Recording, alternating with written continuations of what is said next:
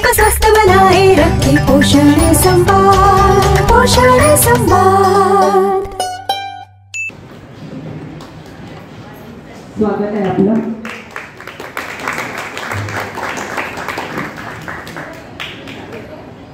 मी जोगळेकर सरांना विनंती करते त्यांनी आपल्या पाहुण्यांचं स्वागत करावं गुलाब पुष्प देऊन। सेट कर ले चेयर पे बैठे वाला भी चले ठीक है।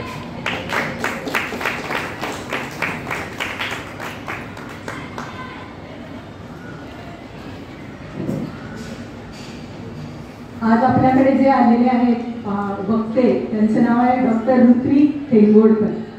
ते शास्त्रज्ञ आहेत आणि ते भारताच्या बदलत्या आरोग्याचं गुपित आणि रोगावर प्रतिहल्ला असा त्यांचा विषय आहे। आता या विषयामुळे माझ्या मनात खूप उत्सुकता निर्माण झालेली आहे की गुपित म्हणतायत म्हणजे त्याच्यामध्ये काहीतरी आपण म्हणतो पॉझिटिव्ह असणार, आपल्या भारताचं आरोग्य चांगलं आहे का, गुपित ते सांगतात याचा अर्थ, आणि प्रतिहल्ला पण आपण त्यांच्याकडून आता ऐकणार आहोत। त्यामुळे आपल्याला अंदाज बांधण्यापेक्षा आपण लवकरात लवकर त्यांचं व्याख्यान ऐकायसाठीच तयारी करूया। त्यांनी अनेक नामवंत संस्थांमध्ये काम केलेलं आहे। KEM मध्ये कॅन्सर संबंधी काही विशेष रिसर्च करण्यामध्ये ते सध्या सहभागी आहेत आणि शिक्षणशास्त्र या विषयांमध्ये पण त्यांनी विशेष अभ्यास केलेला आहे आणि त्याच्यामध्ये पण अनेक प्रकल्पामध्ये ते सहभागी झालेले आहेत।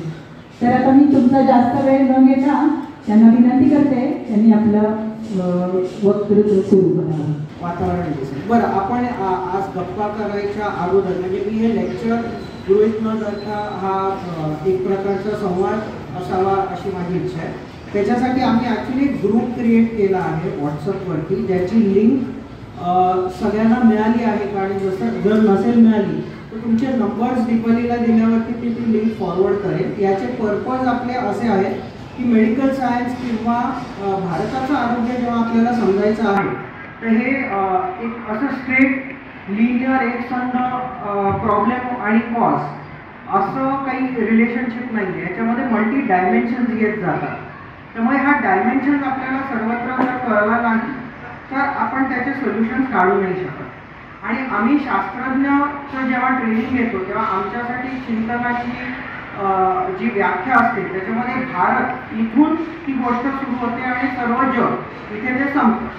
सो आपला स्टेट किंवा आपले लोक किंवा आपला समाज इथे रेस्ट्रिक्ट न होता भारताचा काय मुद्दा आहे आणि भारताला कसं आपल्याला चांगल्या पद्धतीने अजून पुढे आरोग्यासाठी काम करता येईल किंवा विविध पद्धतीने काम करता येईल, हा आमचा मेडिटेशनचा युनिट असतो।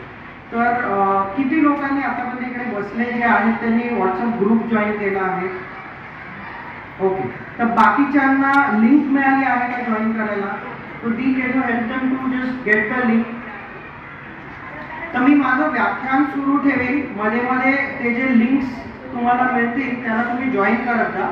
पर्पज काय या लिंकचा तेही मी तुम्हाला सांगतो की हा एक असा व्हॉट्सअप ग्रुप आहे ज्याच्यामध्ये डायनॅमिकली जेव्हा मी तुमच्याशी बोलणार आहे तेव्हा काही फ्लायर्स तिकडे पाठवेल। याचा अर्थ भारताची आरोग्य परिस्थिती कशी आहे असं काय वाटत असेल आपल्याला। जसं आता ताईंनी इंट्रोड्यूस करताना सांगितलं की बहुतांश तरी ती चांगलीच असेल पण त्याच्यावर प्रतिहल्ला पण आहे। तर प्रतिहल्ला जेव्हा आपण करतो याचा अर्थ एनिमी आपल्या दारापाशीपर्यंत आलेला आहे, तेव्हाच प्रतिहल्ल्याची आपण स्कीम किंवा मेकॅनिझम स्ट्रॅटेजीज डेव्हलप करतो। तर भारत हा जो 138 कोटींचा जो देश आहे आपला, त्याच्यामध्ये आज आपण मुख्य अमाऊंट ऑफ जे फायनान्स आहे तो आपण स्पेंड करतो टू क्युअर डिसीजेस, असे डिसीजेस जे प्रिव्हेंटेबल आहेत, ज्यांना आपण इझिली थोपवून धरू शकलो असतो त्याला आपण थोपवण्याच्या ऐवजी क्युअर करण्याच्या मागे खूप आपली एनर्जी, फायनान्स, इंटेलेक्च्युअल पॉवर सगळंच त्याच्यामध्ये जाते। याचं सिंपल एक्झाम्पल तुम्हाला देतो। तुम्ही सगळे आता म्हणजे जसे माझी आई किंवा आजी म्हणतात तसं उतार वयाला किंवा सिनियर एल्डर सिटीजन म्हणून आले। आता काय म्हणजे माझ्या घरी चालणाऱ्या काही गोष्टी असतात, आता काय आमचं तर सगळं झालं, आता काय तुमचं सगळं तुम्ही बघा काय करायचं ते, आमचं झालं, आमच्या गौऱ्या पोचल्यावरती आता we are about to leave. ठीक आहे, हा ॲटिट्यूड सर्वात पहिल्यांदा देशाचा खूप मोठा घात आहे। कारण then you don't become an asset, you are a liability to the nation. With this attitude. आणि तुमच्यासारखे लोक ज्यांनी आज एक्सपिरियन्समधून अनुभवातून काही गोष्टी शिकल्या, which is a hardcore education compared to पुस्तकी ज्ञान जे आपण घेतो, ते जेव्हा असं म्हणतात तेव्हा ते ॲक्च्युली कुठलीही ॲक्शन करायला आधीच नकारतात, याचा अर्थ हा होतो। आणि याच्यामुळे बऱ्याचशा गोष्टी पुढे जाऊन उद्भवतात। डिसीजची जी उत्क्रांती होते कुठच्याही डिसऑर्डरची, त्याचं रिझन हे की आपण त्याच्यासाठी करायला काय तयार आहोत। पहिल्यांदा आपण तयार आहोत काही गोष्टी करायला। तर जसं मी म्हटलं तसं आपण जेव्हा एखाद्या दवाखान्यामध्ये जातो किंवा एखाद्या हॉस्पिटलमध्ये जातो, तेव्हा तुम्हाला मॅक्झिमम लोक जे बसलेले असतील, अगदी तुमच्या वयाचे बसले असतील असं नाही आहे, इतर वयांचे पण बसलेले असतील, पण तुम्ही मॅक्झिमम जर बघाल तर साधारण 2 ते 3 तास लागतो तुमचा नंबर लागायला। आणि हे कुठच्या ठिकाणी होतं, तुम्ही डायबिटीसच्या डॉक्टरकडे गेलात तरी ते होतं, कार्डिओव्हास्क्युलर डिसऑर्डर्ससाठी गेलात तरी तिकडे होतं, ठीक आहे। या सगळ्या डिसीजेस जे लाईफस्टाईल डिसऑर्डर्स आहेत, म्हणजे आपण जसं राहतो आणि जे चॉईसेस आपण करतो त्याच्यातून उद्भवणारे डिसीजेस, म्हणजे we are actually purchasing these diseases. जेव्हा आपण जन्माला आलो, जेव्हा मी जन्माला आलो, तुम्ही सगळे जन्माला आले, तेव्हा आपण रोगमुक्त होतो, आपल्याला कुठल्याही प्रकारचा डिसीज किंवा रोग नव्हते। पण आपण जे चॉईसेस आपल्या जीवनाच्या दळणवळणामध्ये क्रिएट केले किंवा जे चॉईसेस डिसाईड केले, याच्यानी आपण आणि हे चॉईसेस आपण विकत घेतले, तेव्हा हे विकत घेतलेल्या चॉईसेसमधून तुम्हाला अल्टिमेटली हे रोगांवरती रोग आपल्या घरात आपण दार उघडून त्यांना आत वेलकम करतो, ही परिस्थिती। आणि ह्याचं आमच्यासारख्या शास्त्रज्ञांना प्रॉब्लेम काय आहे, जे डिसीजेस प्रिव्हेंटेबल आहेत त्यांना क्युअर करण्याची ॲक्च्युली तेवढी एफर्ट घ्यायची गरज नाही। आपण त्यांना घराच्या आत येण्यापासूनच जर थांबवलं तर पुढची प्रोसेस जी जास्त खर्चिक आहे, जास्त आपल्याला त्रासदायक आहे, ती सगळी प्रोसेस आपल्याला थांबवता येते। हा पहिला मुद्दा झाला। दुसरा मुद्दा, जेव्हा तुम्हाला एखादा आजार होतो तेव्हा तुम्ही विचार करता हा माझा पर्सनल प्रॉब्लेम आहे, ते तुम्हाला असं वाटतं मलाच का झाला। मग नंतर आपण जेव्हा हॉस्पिटलमध्ये जातो, दवाखान्यात जातो, आपल्याला ते बरेचसे मंडळी दिसतात आपल्याला तिकडे, ते दिसल्यावर वाटतं अरे सर्वांनाच आहे हा, म्हणजे मी काही एकटा नाही। So it's a common thing, so called as common thing. हे इतक्या एक्सटेंटपर्यंत आता गेलेलं आहे की आय हॅव सीन, म्हणजे काही वेळेस हेही बघण्यात आलं की काही डॉक्टर्स फिजिशियन्स असं सांगतात की गोळी खा आणि तुम्ही नॉर्मल आहात। आयडियली तुम्ही नॉर्मल नाही आहात, ही गोळी तुम्हाला टेम्पररी ट्रान्झिएंटली तुमची प्रोग्रेशन कर्व, जे डिसीज वाढत जातो त्या वाढण्याच्या प्रक्रियेला स्लो करतोय, फक्त थांबत पण नाही, स्लो करतो। त्यामुळे आपण नॉर्मल हे गैरसमज मनामध्ये बाळगून मग पुन्हा त्याच डायमेन्शनला जाणं की सगळं ऑलराईट आहे आणि live your life normally, do the same choices, तेच चॉईसेस परत करा, is going to create worst disorder. आणि हे आज भारताला होत आहे। किती होत आहे म्हणजे हे कुठच्या काय एक्सटेंटपर्यंत आपण याच्यामध्ये पोचलो, तर भारतामध्ये किंवा अख्ख्या जगामध्ये जर तुम्ही पाहिलं तर 2 प्रकारचे डिसऑर्डर्स असतात, नॉन कम्युनिकेबल डिसीजेस, NCDs, ठीक आहे। म्हणजे ज्या गोष्टी तुमच्या आतमध्ये एखादा जंतू किंवा त्या गोष्टी येऊन तुम्हाला आजारी पाडतात, या NCD मध्ये येत नाही, ठीक आहे। सो नॉन कम्युनिकेबल डिसीजेस आहेत, हे लाईफस्टाईल डिसऑर्डरनी होणार आहेत, तुम्हाला तुमच्या चॉईसेसनी होणार आहे। याचं पर्सेंटेज किती आहे भारतामध्ये? 62%, 62%। बरं, याच्यामध्ये 138 करोडची आपली लोकसंख्या आहे। याच्यामध्ये रफली जर आपण महिला आणि मेल पॉप्युलेशन इक्वल धरलं, ते इक्वल नाही आहे, थोडं वर खाली, पण तरी रफली गणिताच्या अंडरस्टँडिंगसाठी आपण इक्वल धरलं तर 50% महिला आहेत, 50% पुरुष आहेत। त्याच्यामध्ये सुद्धा मॅल न्यूट्रिशनचं पर्सेंटेज आजच्या तारखेला किती आहे? 68%, 68%। आता 68% मॅलन्यूट्रिशन जेव्हा आपण म्हणतो तेव्हा आपल्याला वाटतं की मॅलन्यूट्रिशन म्हणजे आहे ती रस्त्यावरची मुलं, त्यांना खायला प्यायला मिळत नाही, त्यांचं पोट बाहेर आलेलं असतं, काही खातात, वडापाव खाऊन जगतात, ते मॅलनरिश्ड आहे। ही मॅलनरिशमेंटची व्याख्या अतिशय चुकीची आहे। मॅलनरिशमेंटमध्ये 2 पार्ट्स येतात, एक जेव्हा तुमच्याकडे पुरेसं न्यूट्रिशन नसतं ते, आणि दुसरं ज्याच्यामध्ये तुम्हाला हवं तेवढ्या न्यूट्रिशनपेक्षा जास्त तुम्ही कन्झ्युम करत जाता। सो एक आहे ओव्हर न्यूट्रिशन, एक आहे अंडर न्यूट्रिशन, आणि हा दोन्ही फॅक्टर एकत्र केलं की मॅल न्यूट्रिशन येतं। मॅल न्यूट्रिशन तुम्हाला असेल तर तुम्हाला डिसीज होणं हे साहजिक आहे, ऑब्वियस आहे, 1 to 1 कोरिलेशन। आणि तुम्हाला जर डिसीजेस असतील तर तुम्ही मॅलनरिशमेंटच्या ट्रॅपमध्ये येणार, हे पण ऑब्वियस आहे। त्यामुळे हे दोन्ही एक इंटिग्रल सर्कल आहे। आणि याला माल नरिशमेंट या शब्दापेक्षा किंवा माल न्यूट्रिशन या शब्दापेक्षा कुपोषण हा मराठीतला जास्त चांगला शब्द आहे. कारण पोषण तर आपण घेतो पण ते कु फॉर्मॅटमध्ये आहे. ते सु फॉर्मॅटमध्ये जर नाही घेतलं तर आपल्याला वेगवेगळे आजार होणार आहेत. आणि हे कुठच्या प्रकारचे आजार आहेत तर हे अगदी कॅन्सरपर्यंत जाणारे डिसिजेसचा पण बेस न्यूट्रिशन आहे. कारण आजच्या तारखेला आपण जे खातोय जेवतोय बेसिकली आपल्या इंडस्ट्रियल ॲक्टिव्हिटीजनी आपल्या म्हणजे अगदी जागतिक इंडस्ट्रियल ॲक्टिव्हिटीजनी आपण हवा प्रदूषित केलेली. ती हवा आपण सगळ्यांनी शाळेमध्ये आपलं वॉटर सायकल स्टडी केलं आहे, फॉस्फरस सायकल स्टडी केलं आहे. हे सगळे सायकल आपण 4वी 5वी 6वीत स्टडी केलेले असतात. पण नंतर आपण विसरतो की याचा इम्पॅक्ट काय. हे सायकल्स तुमच्या ग्राउंड म्हणजे हायड्रोलॉजिकल सायकल्स बरोबर पुन्हा सिमलेसली इंटिग्रेट होतात. म्हणजे हवा पोल्यूट झाली म्हणून आपण पाणी पोल्यूट केलं, पाणी पोल्यूट केलं म्हणून सॉइल पोल्यूट झालं, एअर वॉटर सॉइल तिन्ही पोल्यूट केल्यानंतर इथे जे काही निर्माण होणार आहे जे काही जन्माला येणार आहे ते पोल्युशन फ्री असेल का. त्यामुळे ते पण आपल्याला तेच रिप्रेझेंट करणार आहे जे आपण इकोसिस्टम क्रिएट केले. त्यामुळे आजच्या तारखेला आपल्याला ज्या भाज्या मिळतात, जे व्हेजिटेबल्स मिळतात, जी फळं मिळतात, हे ड्रास्टिकली यांचे स्वतःचे कॅरेक्टरिस्टिक्स बदलत चालले. एक सोपं उदाहरण द्यायचा प्रकार, पूर्वी आपल्याला तेवढे आय डिसऑर्डर्सचे म्हणजे डोळ्याचे डिसऑर्डर असलेली लहान मुलं दिसायची. आता आपल्याला 62% व्हिटॅमिन ए डेफिशियन्सी लहान मुलं दिसतात. तुम्ही जितक्या इंटरनॅशनल स्कूल किंवा अजून मोठ्या सुशिक्षित जे स्वतःला मोठे समजतात अशा शाळेमध्ये जाल तिकडे ढापणी पोरं जास्त वाढलेली दिसतील तुम्हाला. ओके, कारण ते एलिट आहे आणि एलिट असल्यामुळे ते काहीतरी वेगळंच खातात. आणि हे आपल्याला पूर्वीच्या काळी इतकं दिसायचं नव्हतं. आणि हे प्रमाण आता सगळ्याच डायमेन्शनवर वाढत चाललं. याचं अजून एक एक्झाम्पल, 1962 सालामध्ये जेव्हा आपल्या डिसीज बर्डनचा स्टडी केला गेलेला तेव्हा आपल्याकडे जेव्हा तुम्ही 100% पॉप्युलेशन घेता तेव्हा साधारण 60% लोक नॉर्मल होते, 60% लोकांना रोगमुक्त होते, काही प्रॉब्लेम नव्हता. 25% लोक अंडर न्यूट्रिशनवाली होती म्हणजे त्यांना पाहिजे तितकं पोषण मिळत नव्हतं. आणि फक्त 15% लोक 15 ते 16% लोक हे ओबेसिटी डोमेनमध्ये होते. 25, 15 आणि 7 रफली रेशो असा होता, 60% नॉर्मल आणि 40% ॲबनॉर्मल किंवा ज्यांना करेक्शनची गरज आहे. आजच्या तारखेला हा रेशो झालेला आहे 60% ॲबनॉर्मल, 40% नॉर्मल. बरं, याच्यामध्ये एक मजा झाली आहे. मजा काय आहे की अंडर न्यूट्रिशनचा जो डोमेन होता तो 25% होता, तो आजच्या तारखेला ऑलमोस्ट 19% आला. म्हणजे वी आर व्हेरी हॅपी की अरे 6% रिडक्शन झालं, व्हेरी गुड. आम्ही पण म्हणजे काही जे लोक पब्लिक मेडिसिन किंवा पब्लिक हेल्थ सायन्सेस करत होते व्हेरी गुड, येस माल न्यूट्रिशनमध्ये undernutrition is going down.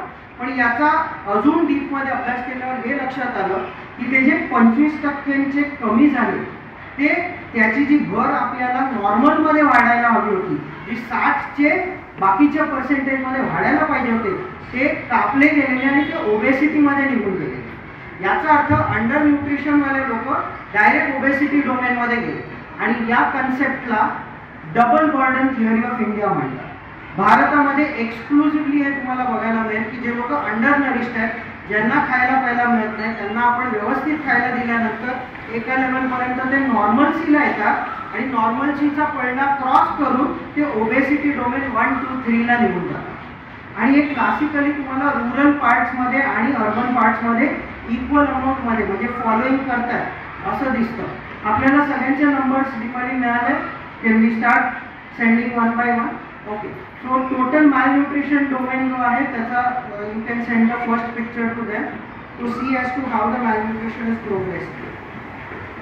So मी तुम्हाला काही पिक्चर्स पाठवत तुमच्याशी बोलणार आहे. सो याच्यामध्ये Deepali send the first picture of India's map which is in red and yellow colour. So पहिला इमेज जे तुमच्याकडे येईल आता तुमच्या फोनवरती ती भारताची यू सेंड. ओके, सो आता तुम्ही स्क्रीनवर जी इमेज बघत असाल त्याच्यामध्ये भारताचा जो कलर कोडिंग केलेला आहे, लाल म्हणजे मोस्ट डिझास्टरस इफेक्ट आणि येल्लोच्या खाली म्हणजे लाइटर कलर्स ऑफ येल्लो म्हणजे वी आर सेफ. आणि याच्यामध्ये निळा खोका आणि पिंक खोका असे 2 खोके केले आहेत त्याला. जो निळा खोका आहे that is representing the male population आणि जो गुलाबी खोका आहे that is representing the female population. बायकांचं महिलांचं पॉप्युलेशनमध्ये आता याच्यातून काही प्रश्न, आता जे प्रश्न उत्तर आपण घेणार आहे ते आपण ऍक्च्युली शालेय अभ्यास करतो त्या पद्धतीने करायचं की असं काय की पुरुषांच्या पॉप्युलेशनमध्ये जो निळा चौकोन आहे त्याच्यामध्ये इतकं अफेक्ट नाही झालं, 50% झालंय तरी सुद्धा, पण महिलांचं ऑलमोस्ट 90% दिसेल तुम्हाला. जर तुम्ही फक्त ईस्टर्न पार्ट ऑफ इंडिया सोडला तर बाकीचे एव्हरीवन इज इनटू रेड.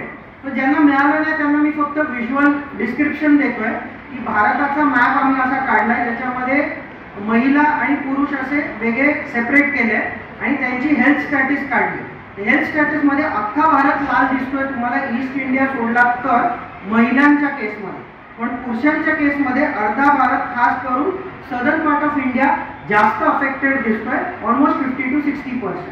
तर इथे पहिला सायंटिफिक प्रश्न उभा राहतो की हे डिस्क्रिमिनेशन का?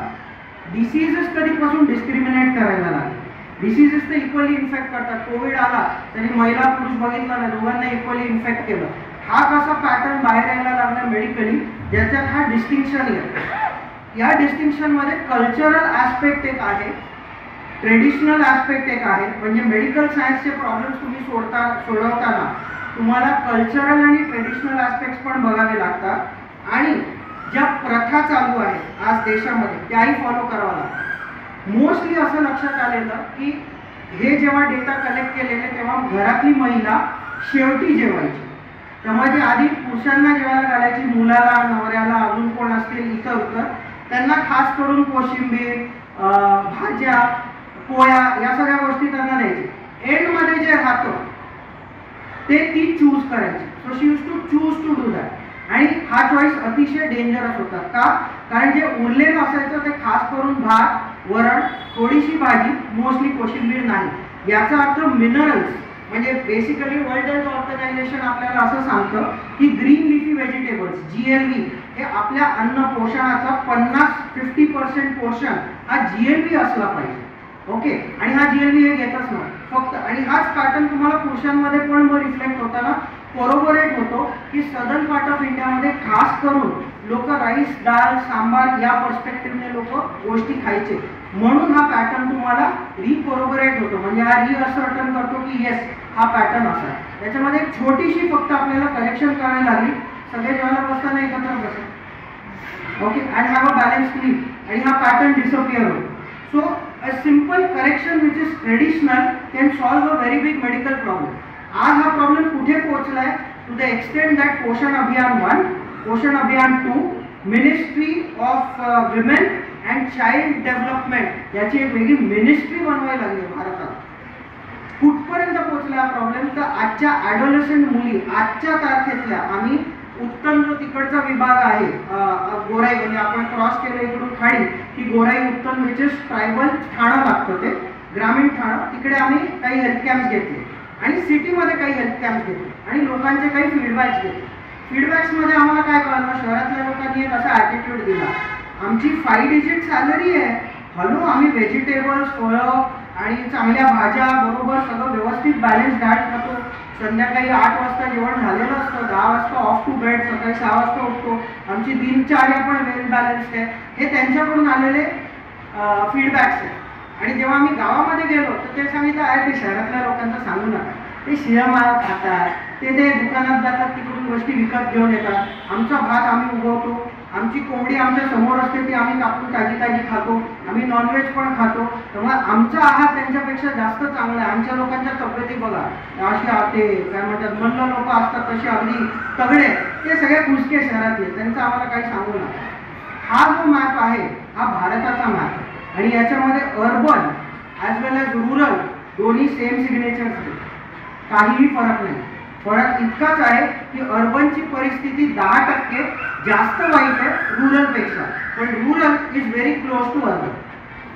ठीक आहे, हा झाला पहिला मुद्दा. आणि हा भारताच्या, म्हणजे जेव्हा तुम्ही आता विचार कराल, देशाच्या लेवलला विचार कराल, जेव्हा तुम्ही आता फॉर एक्झाम्पल ॲडोलेसंट महिला आजच्या तारखेतल्या जेव्हा आम्ही तिकडच्या आणि इकडच्या ॲनलाइज केल्या तर अनिमिया किती निघावा? आधी आम्ही म्हटलं नाही गव्हर्नमेंट का नंबर कभी कभी ये रहता है, let's do it on our own. Government सांगतं 48% आहे, 48% महिला या ॲनिमिक आहे. The numbers which we did from our health camp classically ferritin level आणि अनिमिया हिमोग्लोबिन कंटेंट चेक केलं, इट वॉज 72%. 72% महिला, या महिलांना जर आपण घेतलं तर यातल्या 72% महिला या अनिमिक येतात. बरं, या आपण एखादं म्हणू की वृद्ध आहे, एज झालेत म्हणून असेल. अरे यंगस्टर्स घ्या 18 ते 23 वर्षाच्या, तो नंबर येतो 85% प्लस, 85. आणि मग हे झाल्यानंतर लोक काय खातात, फेरस सल्फेटच्या वर. तुम्ही डॉक्टरांकडे गेला की ते बेसिकली काय देणार तुम्हाला, आयरनची कमी आहे, आयरन सल्फेट खा. आयरन सल्फेट जे आपण खातो रेग्युलरली ते 3 ते 4 महिन्यानंतर आपण कंटिन्यू नाही करत. हे सुद्धा आयरन सल्फेट, फॉर एक्झाम्पल आता ज्या महिला आहेत त्यांना तो ऑब्व्हियसली माहीत असेल की जेव्हा तुम्ही प्रेग्नन्सीला आला तेव्हा डॉक्टरांनी तुम्हाला आयरनची टेस्ट कधी नाही सांगितली, त्यांनी तुम्हाला फॉलिक ऍसिड आणि आयरन सल्फेटच्या टॅबलेट सुरू करून दिलं, विचारतही नाही कारण आम्हाला माहिती आहे. ठीक आहे. आणि ते स्टार्ट केल्यानंतर 3 महिन्यानंतर जे आपले बाउल मोशन्स असतात ते बदलतात. बाउलचा कलर ब्लॅकिश होतो. To the extent that rural विलेजमध्ये आत्ता जे पोषण अभियान चालू आहे त्याच्यामध्ये जेव्हा we give them free capsules, free iron sulphate folic ऍसिडच्या कॅप्सूल्स दिल्या जातात, बाटली दिली जायची महिलांना. जसं टीव्हीच्या वेळेस ते समोर उभे राहतात आणि माझ्यासमोर वया का सांगतात, तसं त्या बाटल्या लोकांनी स्टॅक केल्या घरी आणि खाल्ल्या नाही. का? कारण त्यांचा असा गैरसमज होता की या वया खाल्ल्यानंतर जर मला शी काही होते तर होणारं मूल पण काय होईल, म्हणून मला ते नाही खायला पाहिजे. आणि असं करून लोकांनी हे मॅल न्यूट्रिशन आज कंटिन्यू ठेवले.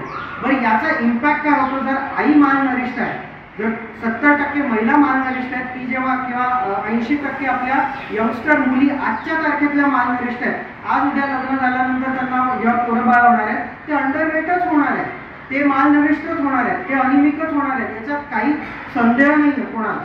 आणि जेव्हा ते अंडरनरिष्ठ होतात तर आता we come to the third concept, undernourished बाळ. जेव्हा आईला होणारं बाळ याचं वजन कमी असतं आणि ते अंडरनरिष्ड असतं. आता अंडरनरिशमेंट डॉक्टर जेव्हा मेजर करतात तेव्हा ते फक्त तुमच्या वयानुसार तुमची उंची किती, तुमच्या वयानुसार तुमचं वजन किती आणि तुमच्या वयानुसार तुमच्या वजनानुसार तुमची हाईट किती, याच्यावरून आपण BMI काढतो. ठीक आहे. तर तुमचं BMI नॉर्मल आहे की नाही आणि तुमचं ग्रोथ रेट प्रोफाईल नॉर्मल आहे की नाही एवढंच बघितलं जातं. आता हे अतिशय प्रिमिटिव्ह लेवल ऑफ असेसमेंट झालं, कारण मी जे खातोय त्याचं माझ्या बॉडीमध्ये ॲब्झॉर्ब किती होतंय, असिम्युलेट किती होतंय आणि ते माझ्या जे सेल्स आहेत, पेशी आहेत, त्यांच्यापर्यंत पोहोचून त्यांच्या डेली ॲक्टिव्हिटी करण्यामध्ये ते वर्क करतंय की नाही याचं असेसमेंट होत नाही याच्यामध्ये. हे ओव्हरऑल झालं. पण या केसमध्ये सुद्धा जेव्हा त्यांनी बघितलं तर त्यांना एक बार्कर्स हायपोथेसिस म्हणून सुंदर हायपोथेसिस आहे. हा हायपोथेसिस खूप इंटरेस्टिंग गोष्ट सांगतो.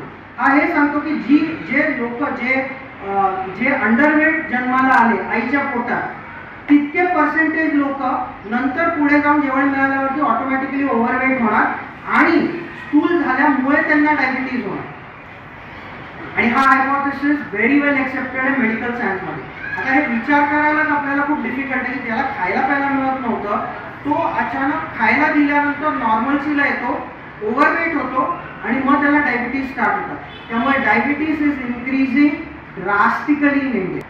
आणि तुम्हाला एकदा डायबिटीज सेट झाला म्हणजे तुम्ही प्री डायबिटीजमध्ये आला, ती गोळी स्टार्ट झाली तुमची की तेव्हा सगळ्यांना जोश असतो, नाही गोळी बंद करवा की दुकानात, सकाळ संध्याकाळ चालतो, थोडा शुगर नॉर्मलला आला की आपण आपल्या मार्गावर पुन्हा we are back to our things. Eventually तुम्ही काय नोटीस केलं, हे नंबर्स वाढत जातात, डोसेज कीप्स ऑन इन्क्रीजिंग. आता it has gone to such an extent that हे डायबिटीज जर तुम्हाला आठवत असेल तर तुमच्या आई वडिलांना किंवा आजी आजोबांना त्यांच्या 60-70s मध्ये झाले किंवा 70-80s मध्ये झाले. तुमच्या आई वडिलांना प्रोबेबली 60-70s मध्ये झालं असेल. तुमच्या काळात तुम्हाला ते 50शीच झालं आणि आजच्या काळाला the onset is 30 which is the productive life span of India. भारताला आणि तुम्हाला स्वतःला आता माहीत असेल की आपल्याला डायबिटीज झालं, मॅलन्यूट्रिशन झालं, या सगळ्या न्यूट्रिएंट्स आपल्याला अनिमिक वाटलं की आपण तितकी ऊर्जाने बोलू नाही शकत, तितक्या ऊर्जाने काम नाही करू शकत, तितकं फोकस नाही करू शकत, कॉन्सन्ट्रेट नाही करू शकत. दिस ऑल अटॅच प्रोडक्टिव्हिटी. भारताची प्रोडक्टिव्हिटी कमी होते याच्याने. तुमची तर होते पण जागतिक लेवलवर भारताची प्रोडक्टिव्हिटी कमी होते. आता बार्कर्स हायपोथेसिस झाल्यानंतर आपण अजून एका गोष्टीला येतो की मग हे एवढं सगळं माहिती आहे तर मग डॉक्टर्स काय करतात, शास्त्रज्ञ काय करतात आणि सायंटिस्ट काय करतात. कारण आपण काही करायचंच नसतं, सगळं करायचं त्या लोकांनी असतं आणि मग ते लोक आपल्याला सांगतील तसं आपण ऐकायचं की नाही that is also in choice. म्हणून आता गव्हर्नमेंट इज व्हेरी अग्रेसिव्ह आणि त्यांचा focal point is on women आणि चिल्ड्रन. इथून तुम्हाला आता कळलं असेल की का पोषण अभियान बद्दल आपले पंतप्रधान तिकडे जेव्हा 15 ऑगस्टला किंवा रिपब्लिक डेला टॉक्स देतात तेव्हा प्रत्येक टॉकमध्ये त्यांचा हा मुद्दा असतो. प्रत्येक टॉकमध्ये हायजीन आणि सॅनिटेशन हे पार्ट असतात, कारण हे इझिली डुएबल गोष्टी आहेत, प्रत्येक माणूस करू शकतो. तुमच्याशी मी हे का बोलतोय, कारण मी जे इन्क्रीजिंग पॅटर्न आज पाहतोय हा पॅटर्न नॉर्मल आणि नॅचरल नाही, हा पॅटर्न सिंथेटिक आहे, हा घडवण्यात येत आहे. त्यामुळे जर जेवढ्या लोकांनी सावरकर हा सिनेमा बघून आला असेल आणि नंतर वाटलं असेल अरे काय केलं सावरकरांनी, एकट्या माणसाने किती किती काय काय केलं आणि आता हा लढा संपला का, तर ब्रिटिशर्स गेले आणि बाकीचे लोक गेले, तर हे सत्य नाही आहे. ह्या लढ्याला स्वरूप वेगळं आलेलं आहे. तुम्हाला इंडिपेंडन्स मिळाला असेल पण आपल्याला स्वातंत्र्य या रोगांपासून आणि या मॅल्न्यूट्रिशन पासून मिळालेलं नाही, आणि हे मिळू नये अशी इच्छा ठेवणारे बरेचसे लोक आहेत आणि ते भारतीय नाही, हे ऑब्वियस आहे. त्यामुळे त्यांचे पॅरामीटर्स बदलतात, नियम बदलतात. ह्याच्यामध्ये आता एक डेंजरस ट्रेंड हा यायला लागलाय की आपल्याकडे गडांवरती जेव्हाही युद्ध झालंय आणि आपले गड गेलेले तेव्हा त्याचं उत्तर एकच होतं, आपले लोक शूरवीर नव्हते, हा कधीच नव्हता. एकट्या मराठ्यांनी अखंड भारत जिंकलेला आहे, अगदी दिल्लीपर्यंत आपण भगवा फडकवलेला आहे. आतमध्ये जागा किंवा आतमध्ये दार कुठून उघडतं हे सांगणारा आतलाच माणूस होता, आणि हेच आतले माणसं काही भारतीय कंपन्यां पण आहेत आणि काही भारतीय बिझनेसमॅन पण आहेत. अरे हे एडिट करावं लागेल टॉपमध्ये.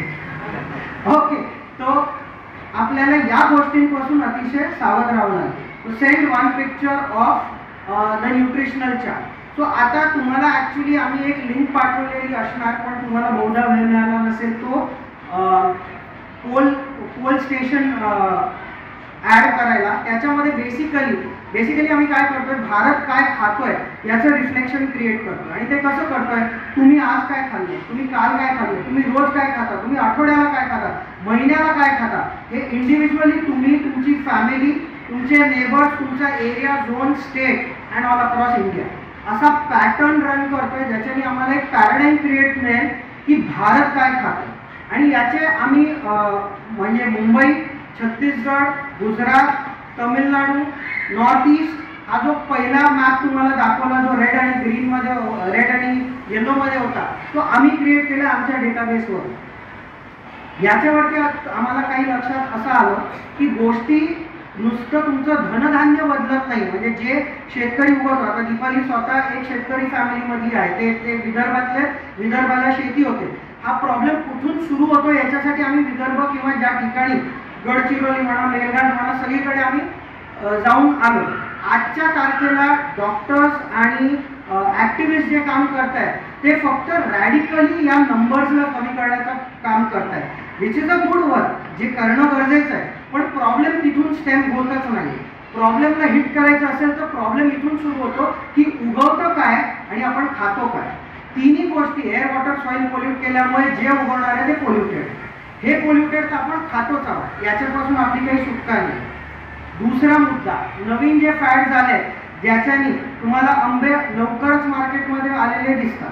तुम्हाला जर सफरचंद घ्यायला गेले, आता याच्यामध्ये हा प्रॉब्लेम महिला जास्त सॉल्व्ह करू शकतात पुरुषांपेक्षा. आता म्हणजे रिटायर झाल्यानंतर पुरुष पण जास्त करतात हे. त्यामुळे that is why I am talking to you guys. कारण जेव्हा आपण भाजी आणायला जातो तेव्हा मी क्लासिकली लोकांना भाजी घेताना ऑब्झर्व केलं. एखादी महिला असा भोपळा बघेल, मग याला डाग आहे, ये नाही भैया वो देना, मग तो घे, अरे याला पण डाग आहे, ये नाही भैया वो देना. किंवा फ्लावर घेईल, बघेल, अरे याला कीड लागली आहे, दुसरा दे, याला पण कीड लागली आहे, दुसरा दे. ज्याला कीड लागली नाही, जो दिसायला छान आहे, स्मूथ आहे, चमकदार आहे, युनिफॉर्म आहे, ते परचेस करतात. इथे पहिली चूक झाली. कारण जे स्मूथ आहे, युनिफॉर्म आहे, ते नॅचरल असूच शकत नाही. आपल्यातलं कोणीही युनिफॉर्म, सेम, सिमिलर, आयडेंटिकल नाही आहोत. Only a production industry can make uniform things, कारण त्यांना ते प्रोड्यूस करून बल्कमध्ये बाहेर काढायचं. त्यामुळे जो भोपळा, ज्या भोपळ्याला डाग आहे, ज्या फ्लावरमध्ये किडा आहे, अरे वा किड्या ये घरी माझ्या, कारण किडा तो खातो, याचा अर्थ ते आपल्यासाठी सेफ आहे याची गॅरंटी आहे. That is organic. That is definitely organic. कारण जर किडा मिळाला नाही याचा अर्थ it has pesticide, it is non organic, it may be even GMO, genetically modified, we don't know what it is. त्यामुळे इथून तुम्हाला आयडेंटिफिकेशन तुम्ही चालू करू शकता. आणि हे तुम्हाला तुमच्या नातवंडांना आणि मुलांना, मुलं एखाद्या आजकालची ऐकणार नाही, पण आजी आजोबांची जी आम्ही ऑब्झर्व केली आहे लिंक, ही नातवंडांची जास्त कनेक्टेड असतात आणि ते ऐकतात. प्रोबेबली कारण आई वडिलांना बायपास करायचं असेल तर आजी आजोबाच सगळं कंट्रोल करणारे ते त्यांना माहीत असतं. पण आजी आजोबा ज्या गोष्टी सांगतात ते त्या क्षणाला एखाद्या ते ऐकतील हे गरजेचं नाही. पण ॲज दे ग्रो अप, आम्ही आमचे जेवढे विद्यार्थी आमच्याबरोबर काम करतात यांच्या तोंडून नेहमी त्यांच्या आजी आजोबांच्या गोष्टी ऐकल्या. आजी असं म्हणायची, हां दादी को इसका रेसिपी पता होगा, मम्मी को नहीं आता.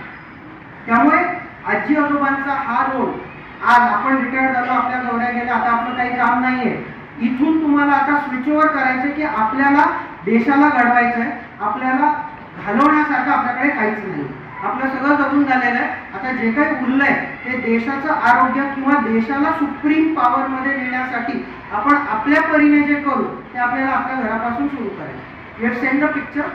आता दीपालीने जो पिक्चर पाठवलाय तो पहा तुम्ही. ही send the second picture of, कारण फॉर्म त्यांना भरायला वाचावं लागेल, there is no time. So you send the picture of nutrition हे, त्याच्यावर नाव पण आहे, आपण नाव मोठ्यांनी वाचणार नाही हो. पण हा जो प्रोडक्ट आता पाठवलाय बिस्किट,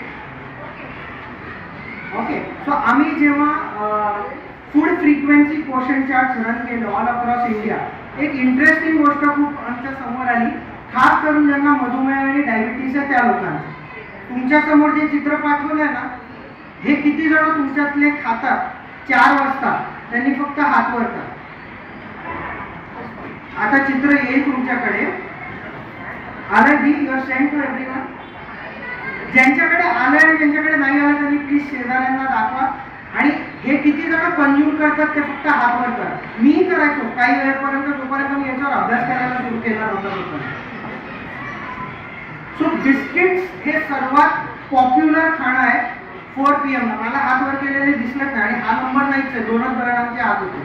खरं खरं सांगा किती जण खातात? मी खातो आणि that's it. Okay, so that's great. जर एवढे कमी असतील तर बरं. आम्ही डायबिटिक पॉप्युलेशनवरती स्टडी केला आहे आणि डायबिटिक पॉप्युलेशनमध्ये 4 वाजता जेव्हा त्यांना भूक लागते तेव्हा हे खाणारे ते मॅक्झिमम लोक आहेत. आता याच्यामध्ये काय प्रॉब्लेम आहे तेही मी सांगेन आणि काय ॲक्च्युअल फिजिओलॉजीमध्ये होतं तेही आपण डिस्कस करू. ठीक आहे.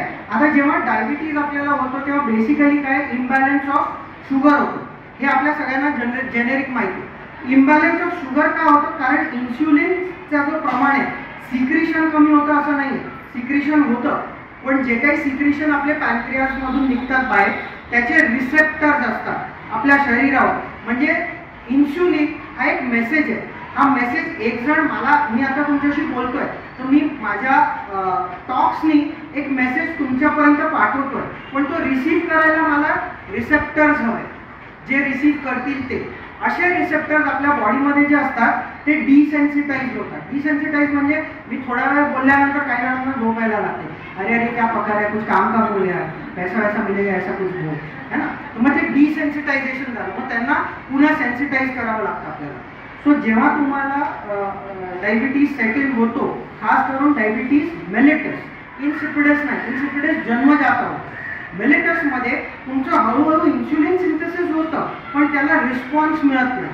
त्याला रिस्पॉन्स न मिळाल्यामुळे एक सिंपल गोष्ट काय होते की तुमची पेशी जी आहे, आपण अख्खा दिसायला मी अख्खा मनुष्य आहे पण मी ॲक्च्युली एक कन्कॉक्शन ऑफ सेल्स आहे. माझ्याकडे न्यूरल सेल्स आहे, तुमचे किडनीचे सेल्स आहे, असे पूर्ण सेल्स कोशिकांचा एक समूह आहे ज्याला टिश्यूज म्हणतो आपण, ते ऑर्गन सिस्टम म्हणतो. या सिस्टमला चालायला जी एनर्जी लागते ती ग्लुकोजमधून मिळते आपल्याला. ग्लुकोजला सेलच्या आत घेतल्याशिवाय सेल काम नाही करू शकत. आणि जेव्हा सेलच्या सरफेसवर असलेले रिसेप्टर हे डिसेन्सिटाइज्ड होतात, ते या ग्लुकोजला आत नाही येऊ देत. ते आत नाही येऊ देत म्हणून ते बाहेर राहतात. बाहेर राहतात म्हणजे कुठे राहतात? आपल्या ब्लड स्ट्रीम मध्ये राहतात आणि ब्लड मध्ये फिरत राहतात. त्यामुळे तुम्ही जेवण झाल्यावर जेव्हा ब्लड टेस्ट करता तेव्हा ब्लड मध्ये किती शुगर आहे हे तुम्हाला कळतं.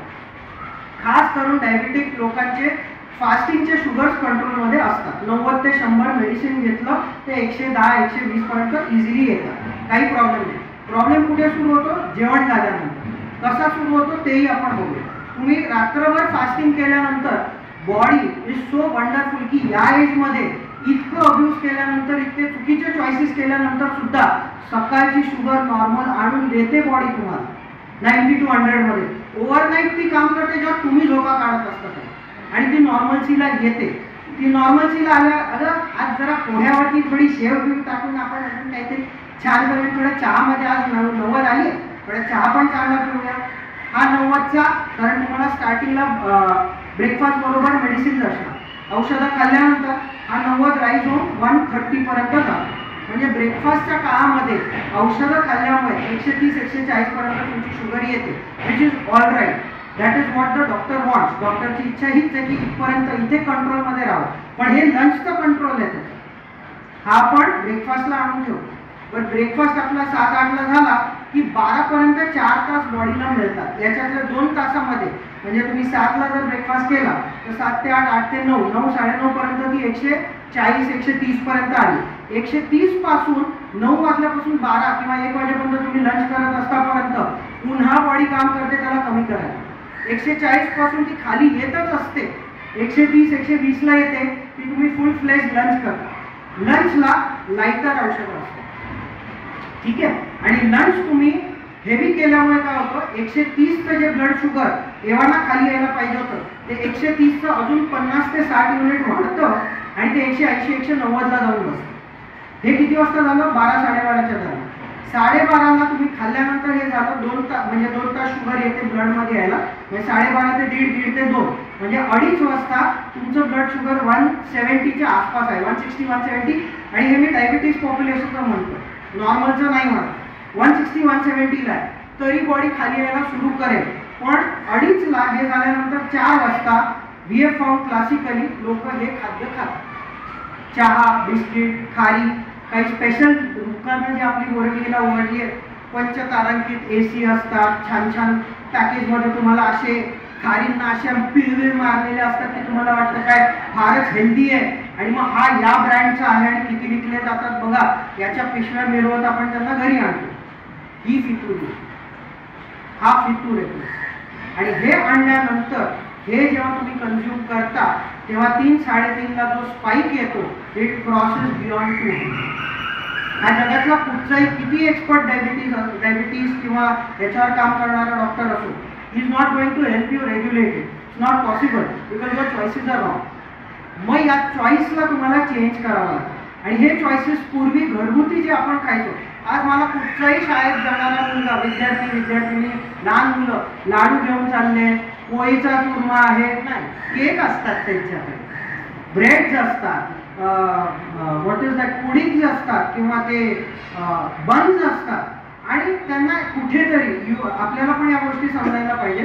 तुम्ही, मला माहिती आहे की या वर्गातले लोक सगळेच आपल्या नातवंडांना, मुलांना किंवा सुनेंना सांगत असतात, अगं हे नको देऊ, अगं ते नको देऊ, पण कोणी ऐकत नाही. पण याला जर आपण, म्हणून हा ग्रुप करण्यात आला, याला जर शास्त्रशुद्ध पद्धतीने ग्राफिकल फॉर्मॅटमध्ये त्यांना दाखवलं आणि सांगितलं तू करतोय ते चुकीचं आहे आणि पुढे जाऊन तुला हे होणार, याचे वेळच्या वेळेस धोके आपण जर त्यांना सांगितले, जे सावरकरांनी सांगितले, वेळच्या वेळेस जर भारताने हे नाही केलं तर आपली फाळणी होणार, वेळच्या वेळेस या लोकांना वेगळं मतदानाचा अधिकार तुम्ही किंवा वेगळे हे दिले तर हे होणार, हे सांगणारा माणूस महत्वाचा असतो. त्याचं ऐकलं जाईल की नाही, देशाने नाही ऐकलं पण त्यांनी त्यांचं कर्तव्य केलं आणि हे कर्तव्य आपल्याला पण आपलं करावं लागेल. तर आता हे जे तुम्हाला पाठवलंय, जे कॉमन बिस्किट आहे, जे सगळ्यांना आवडतं आणि सगळी लहान मुलं हे खातात आणि सगळे नॉर्मल ॲडल्ट पण ऑफिसमध्ये जाणारे खातात आणि तुम्हाला या कंपनीजचं पण कळायला पाहिजे, ते प्रचंड हुशार असतात. म्हणजे आय सल्यूट देअर इंटेलिजन्स. का?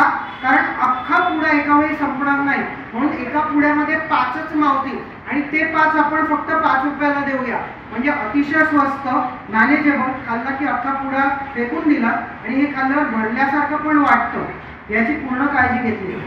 त्याच्या व्यतिरिक्त ते लोक काही गोष्टी करतात, कारण आपण जेव्हा या गोष्टी, जसं मी तुम्हाला भाजी कशी सिलेक्ट करायची याचं एक उदाहरण दिलं किंवा एक काय म्हणतात पायंडा सांगितला की काय करता येईल, तसं तुम्हाला हे प्रोडक्ट चूज करताना पण काहीतरी कळलं पाहिजे कसं करायचं, आणि हे तुम्ही तुमच्या नेक्स्ट जनरेशनला सांगा. या गोष्टी चूज करताना आपण जनरली काय बघतो, मॅन्युफॅक्चरिंग डेट, एक्सपायरी डेट आणि पैसे बरोबर घेतलेत की नाही, आणि काही काही वेळेस अति उत्साही असेल तर याच्याबरोबर काही फ्री होतं ते दिलंय की नाही. ठीक आहे, हे 4च पॅरामीटर्स आपण पाहतो. याच्यापेक्षाही सर्वात महत्त्वाचा पॅरामीटर जो पाहायचा आहे, जर तुम्ही याचं बघितलं तर याच्यात पहिला पॅरामीटर आहे, सो गव्हर्नमेंट काम करत नाही जे आपण इतके वर्ष, इव्हन 70 वर्षापासून बोलतोय, हे सत्य नाही, हे सांगणं माझं काम आहे इकडे. का? कारण या रॅपर्सवरती जे न्यूट्रिशनल कॉन्टेंट दिलेला आहे तो तुमच्यासाठी आहे, कंपनीसाठी नाही आहे, आणि तो बंधनकारक आहे कंपनीला देणं. मी एक कंपनी म्हणून जेव्हा काही गोष्टी बनवतो आणि त्या तुमच्यापर्यंत पोहोचतात तेव्हा टू मेक अ चॉईस की हे घ्यायचं की नाही, तेव्हा हे वाचणं आणि समजणं हे तुमचं कर्तव्य, हे तुम्ही करत नाही. तुम्ही म्हणजे समाज, मी तुम्हाला असं पर्से नाही म्हणत आहे, आपण ॲज अ समाज करत नाही. मी स्वतःही करत नव्हतो, शाळेमध्ये होत असेच तोपर्यंत मी या गोष्टी बाकासुरासारख्या खाल्ल्या, पण आता कळल्यावर, वाचल्यावर किंवा याच्यामध्ये जेव्हा काम करतोय तेव्हा कळतं की आधी का कोणी येऊन नाही सांगितलं, आधी सांगितलं असेल तर नसतं खाल्लं. आणि या गोष्टी तुम्हाला भरपूर अमाऊंटमध्ये तुमच्या शाळेमध्ये मिळणार. तुम्ही पेरेंट टीचर्स मीटला जेव्हा जाता तेव्हा तुम्ही शाळेमध्ये लागलेलं जे बोर्ड आहे त्याच्यामध्ये मुलांना काय खायला मिळतंय हे कधी आपण पाहतो, आणि पाहतो तर विचारत का नाही की आमच्या महाराष्ट्राचे पोहे का नाही, महाराष्ट्राचा उपमा का नाही, इडली डोसा का नाही, या गोष्टी काय, कारण याच्यामध्ये मार्जिन आहे. पण तो मार्जिन कापण्याची शक्ती तुमच्यामध्ये आहे, कारण तुम्ही शाळा बदलू पण शकता. आणि एक बल्क ऑफ पेरेंट्सनी त्याच्यामध्ये रेजिस्टन्स दाखवला तर या गोष्टी बदलणार. हे आम्ही काही कॉलेजेसमध्ये, अगदी पंचतारांकित साऊथ बॉम्बेमध्ये ज्या कॉलेजेस आहेत, सारख्या युनिव्हर्सिटीज आहेत, त्याच्यामध्ये आम्ही हा बदल घडवून आणला.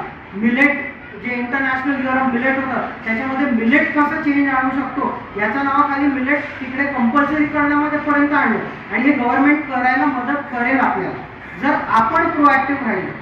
तर याच्यामध्ये जेव्हा तुम्ही कंटेंट वाचाल तर पहिला कॉलम जो बंधनकारक आहे त्यांना देणं आहे कार्बोहायड्रेट. आपण जनरली काय बघतो, डायबिटीजमध्ये ॲडेड शुगर आहे का, आणि कंपनीज खूप स्मार्ट झाल्यात आता सगळ्याच कंपनी लिहितात नो ॲडेड शुगर. ठीक आहे, याचे 2 प्रकार असतात. नो ॲडेड शुगर म्हणजे मी कंपनी, मी साखर नाही घातली पाहिजे, पण मला जो आटा लागतो बनवायला किंवा मला जर बिस्किटासाठी काही डव लागतो तो डव हा पंजाबी बनवतोय आणि तो त्याच्यात जर साखर घालत असेल तर माझी जबाबदारी, कारण मी याच्याकडून रॉ मटेरियल घेतलं, मी शुगर ॲड नाही केलं आणि मी तुम्हाला रिटर्न केलं. ठीक आहे, त्यामुळे नो ॲडेड शुगर हा प्रश्न क्लिअर झाला तुम्हाला.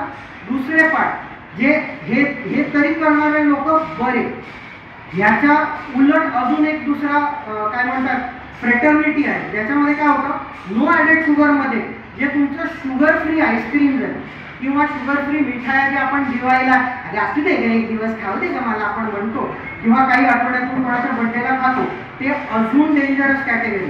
का? कारण त्याच्यामध्ये शुगर फ्री म्हणजे ॲस्पार्टेम किंवा असे काही सिंथेटिक मॉलिक्युल्स ॲड केलेले असतात जे साखरेची चव देतात, पण ते साखर नसतात, ते प्रोटीन असतात किंवा एक पेप्टाईड असतं. म्हणजे प्रोटीन हे अमिनो ॲसिडचं बनलेलं असतं आणि अमिनो ॲसिडचे चेन्स बनवले की त्याला पेप्टाईड बनतं. हे ट्रायपेप्टाईड, डायपेप्टाईड असे काही प्रोटीनचे मॉलिक्युल्स असतात. तर ऐकायला आपल्याला छान वाटेल, अरे मग प्रोटीन खातोय ना राव, काय प्रॉब्लेम नाही.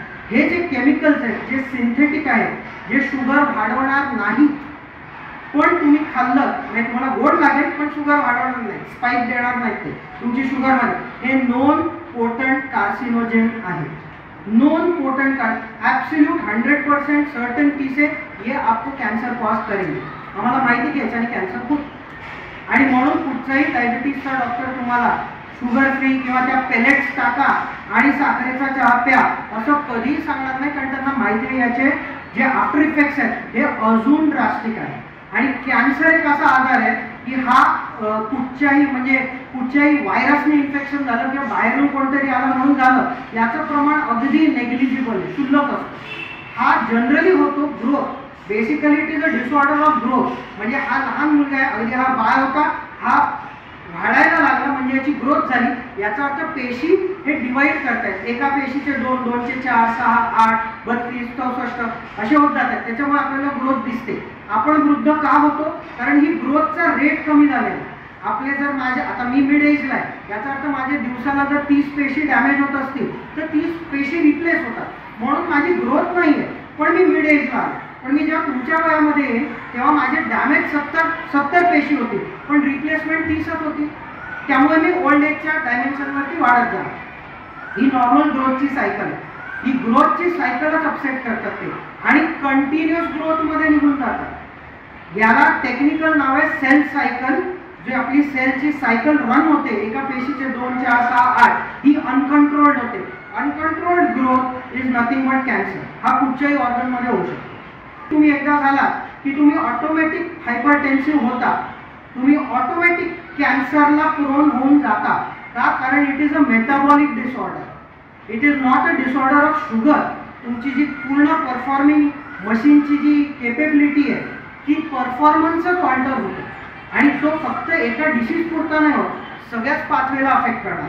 त्यामुळे एकदा डायबिटीज झाल्यानंतर या सगळ्या गोष्टींमध्ये तो ट्रान्सलोकेट होतो. तर हा पिक्चर बघत असताना आपण ज्या पहिला पार्ट बघतोय त्यात कार्बोहायड्रेट असं लिहिलेलं आहे. आपण कार्बोहायड्रेटकडे कधीच नीट बघत नाही. कार्बोहायड्रेटच्या समोर व्हॅल्यू बघा काय लिहिली, कोणी सांगेल व्हॅल्यू काय? किती मध्ये? 100 मध्ये 78 ग्रॅम साखर आहे. Carbohydrate is a hydrated carbon which breaks down to form glucose. त्यामुळे 80% जर तुम्ही शुगर खाणार असाल, बिन साखरेच्या चहामध्ये बिस्कुट डुबव, तर बिन साखरेच्या चहाचं हे नका करू स्वतःवरती एवढं, तोही साखरेचा खा. करेक्ट? तर हा पहिला मुद्दा आहे की कार्बोहायड्रेट कंटेंट किती आहे हे माहीत असलं पाहिजे. आणि very smartly they write carbohydrate content of which sugar is 22. I think 22 आहे राईट. 22 ग्रॅम. म्हणजे उरलेली जी साखर आहे त्याला कार्बोहायड्रेटच्या नावाखाली आले. आणि आता हा खूप मस्त फॅट झालाय की तुम्हाला वेगवेगळे डायबेटिक पावडर्स मिळतात आता, ज्याच्याने तुमची शुगर कंट्रोलमध्ये राहील आणि बोन्स बिन स्ट्रॉंग होतील. प्रोटीन पावडर टाईप जे आपले बॉडी बिल्डर्स वापरतात तसंच आहे, पण त्याच्यामध्ये तुम्हाला मॅल्टिटॉल, डेक्स्ट्रॉल, झायलिटॉल या प्रकारचे साखर मिळते. तो आपल्याला शुगर ही ग्लुकोजच माहिती आहे, जी हेक्झोस शुगर आहे, 6 कार्बन आहे. शुगर भरपूर प्रकारच्या असतात, अगदी डायव्हर्स झोन आहे हा शुगरचा. त्याच्यासाठी कार्बोहायड्रेट केमिस्ट्री नावाची केमिस्ट्रीची ब्रांच आहे अभ्यास करायला. अख्खा ब्रांच ऑफ केमिस्ट्री अभ्यास करतो त्याचा. इतक्या प्रकारच्या साखरा असतात. त्यामुळे आता तुम्हाला हे पण बघावं लागेल की जर कोणी कार्बोहायड्रेट कमी दाखवत आहे तर बाकीच्या शुगरची नावं आहेत का? कारण हे चॉकलेट्समध्ये यायला सुरू झालंय.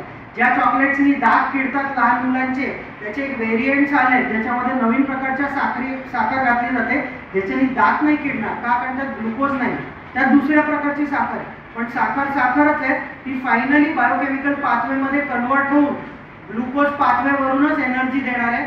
आणि बॉडीची currency of energy is glucose. Glucose घ्या, त्याला जाळा, त्याच्या जळण्यातून जी एनर्जी निर्माण होईल त्याच्यानी वर्क करतायत, कार्य करतायत. फिजिक्सचं जे नियम आहेत याच्यामध्ये पुढचं अजून एक पार्ट पाहताना प्रोटीनचं कंटेंट बघा. 8%, 8 ग्रॅम. ठीक आहे. त्यामुळे आता तुम्हाला जी बाजारामध्ये क्लेम करणारी प्रोटीनची बिस्किटं म्हणून आहेत, अगदी मोठी, अगदी आपल्या दामोदर स्टोअर्सच्या इकडे मोठे बॅनर लावलेले पण मिळतील, तेव्हा तुम्ही याच्या रॅपरचं बॅकग्राऊंड बघा. बॅकग्राऊंडमध्ये विथ द गॅरंटी एकही बिस्किट तुम्हाला 20 to 30% प्रोटीन पेक्षा जास्त देणारा मिळणार नाही. ठीक आहे. आता हे 20% प्रोटीन पण ते कसे आणतात हे समजण्याची गरज आहे आपल्याला. 20% प्रोटीन कुठून आणतात? मी दूध पितो, तर मी किती पेन दिवसभर मी 1 लिटर 2 लिटर तर दूध नाही पिऊ शकत. मग मी 1 लिटर दूध घेणार, त्याला स्प्रे ड्राईंग करणार. स्प्रे ड्राय करणं म्हणजे काय? दुधामध्ये 80% पाणी असतं. त्यामुळे महिला का लोकांना जनरली दूधवाल्याला एवढा ॲटिट्यूड विचारतात मला माहिती आहे. त्या भैया आज दूध ज्यादा पतला तर उसमें पाणी डाला. ज्याच्यामध्ये 80% बाय डेफिनेशन वॉटर आहे, त्यात अजून घालून किती घालणार? कॉन्सन्ट्रेशन काय फारसं बदलणार नाही. पण ते पाणी उडवल्यानंतर जी पावडर राहते याला प्रोटीन कॉन्सन्ट्रेट म्हणतात. याच्यामध्ये व्हे कॉन्सन्ट्रेट येतं, केसिन कॉन्सन्ट्रेट येतं. त्यामुळे या पावडर दुधाला उडवल्यानंतर जे प्रोटीनचं कॉन्सन्ट्रेट येतं ते घ्यायचं, त्याला मिक्स करायचं फक्त, आणि ते पुन्हा पावडरच्या फॉर्मॅटमध्ये तुमच्या घरात येतं. 10 पट कॉस्ट देऊन, दुधाच्या 10 पट कॉस्ट देऊन ते आपण घरात घेतो, जस्ट लाईक अ फितुरी, आणि मग त्याला एका ग्लासमध्ये घालतो मिक्स करतो आणि पुन्हा 200 ml मध्ये पितो. दिस इज सिंथेटिक. पहिला प्रॉब्लेम. आपण जेव्हा कुठचंही अन्न होलसम बाहेरून खातो तेव्हा त्याच्यामध्ये पण 68% वॉटर असतं. आपल्या बॉडीचं जे कॉन्स्टिट्यूशन आहे तेच कॉन्स्टिट्यूशन आपल्याला परिसरात किंवा नेचरमध्ये दिसतं. आणि हे कॉन्स्टिट्यूशन जर अपसेट केलं तर डिसीज हमखास येणार. त्यामुळे जेव्हा तुम्ही एखादी गोष्ट कॉन्सन्ट्रेट करता आणि हे बॉडी बिल्डर्स आणि जी मुलं आपल्या नातवंड जे जिममध्ये जातात आणि बेटकी काढण्याच्या मागे नादात आहेत ते बेटकी काढता काढता आपल्या किडनीची वाट लावून बसतात. ठीक आहे. त्यामुळे हे आपल्याला समजणं खूप गरजेचं आहे की प्रोटीन हवं, प्रोटीन हवं. अरे प्रोटीन हवं म्हणून किती? आणि कुठच्या तरी मूर्खाने आपल्याला सांगितलं की प्रोटीन हवं म्हणून 8 अंडी खायला पाहिजे का अर्धा किलो चिकन खायला पाहिजे. मग त्यातलं एक योग म्हणजे येल्लो एक काढून टाका. तर एक तर हे राक्षसीय वाटतं बघायला in terms of consumption pattern, capitalistic consumption pattern जे आपण म्हणू ते. प्लस एवढं खाल्ल्यानंतर आपल्याला असं नाही का वाटत की आपण जितकं जास्त खातोय कॉन्सन्ट्रेटेड तितकं आपल्या डायजेस्टिव्ह सिस्टम आणि असिम्युलेटरी सिस्टमवर लोड येत असेल. बरं, डायजेस्ट आणि असिम्युलेट झाल्यानंतर हे बाहेर पण काढायचं आहे. याचा अर्थ आपली एक्सक्रिटरी सिस्टम जी आहे त्याच्यावरती लोड येणार. आणि आपल्याला माहिती आहे की आपले सगळे विकार बेसिकली याच्याशीच लागतात की आपली डायजेस्टिव्ह सिस्टम खराब असते नाहीतर आपले एक्सक्रिटरी सिस्टमला आपल्याला सकाळी प्रॉब्लेम होतो. ते दोन सिस्टम्स पुन्हा टार्गेट झाल्यानंतर everything goes for a toss. आणि हे पावडर आपण आपल्या लहान मुलांना, मलाही दिलंय माझ्या आई वडिलांनी, त्यांना तेव्हा माहित नव्हतं. बेटा तू हे खाल्लंस ना की तुझी उंची 2 पट होणार. कधी वाढली नाही, जेवढी व्हायची तेवढी जेनेटिकली तेवढीच राहिली. पण त्या कंपनीला भरपूर मोठं केलं. आणि तुम्ही जर त्यांचे ॲडव्हर्टाइजमेंट्स नीट लक्ष देऊन चष्मा लावून पाहिलं तर तिकडे छोटासा ॲस्ट्रिक्स येतो प्रत्येक ॲडव्हर्टाइजमेंटच्या खाली जो 8 नंबरच्या फॉन्टपेक्षाही कमी असतो. तुम्हाला तो पॉज करून ॲम्प्लिफाय करून बघावं लागेल. तिथे ते क्लिअरली मेन्शन करतात की ॲडव्हर्टाइजमेंटमध्ये जेवढे क्लेम केले ते आम्ही ॲक्च्युली क्लेम करतच नाही. ठीक आहे. तेव्हा तो म्हणतो उंची एवढी 2 पट आहे. तर नीट ॲड बघितली तुम्ही तर त्या ॲडमध्ये तो मुलगा पुढे असतो आणि ती मुलगी मागे असते. आणि because of the perspective of the vision तो मुलगा उंच वाटतो. आम्ही क्लेमच नाही केला तो उंच होतो. अशी अजून एक ॲड आहे त्याच्यामध्ये बिपाशा बासू अशी आटा उडवते हवेमध्ये आणि म्हणते बिस्किट के नाम पे मैदा क्यों खा रहे. आणि त्याच्याच पुढे ती असंही म्हणते इसमें है मैदे के साथ फोर्टिफाइड आयरन, मॅग्नेशियम, कॅल्शियम. आणि हे ते सांगून करतात आपल्याला. म्हणजे एक प्रॉब्लेम असा आहे की are we failing to detect it? I don't think so. जर मी डिटेक्ट करू शकतो तर तुम्ही डिटेक्ट केला असता. प्रॉब्लेम कुठे आहे? ॲक्शन न घेण्याचा चॉईस. ते का चॉईस की मी नाही खाणार. आणि एक सिंपल ॲक्शन मी तुम्हाला सांगतो जे माझ्या घरी सुरू झालं, जे माझ्या बायकोनी केलं आणि आम्ही बदललं.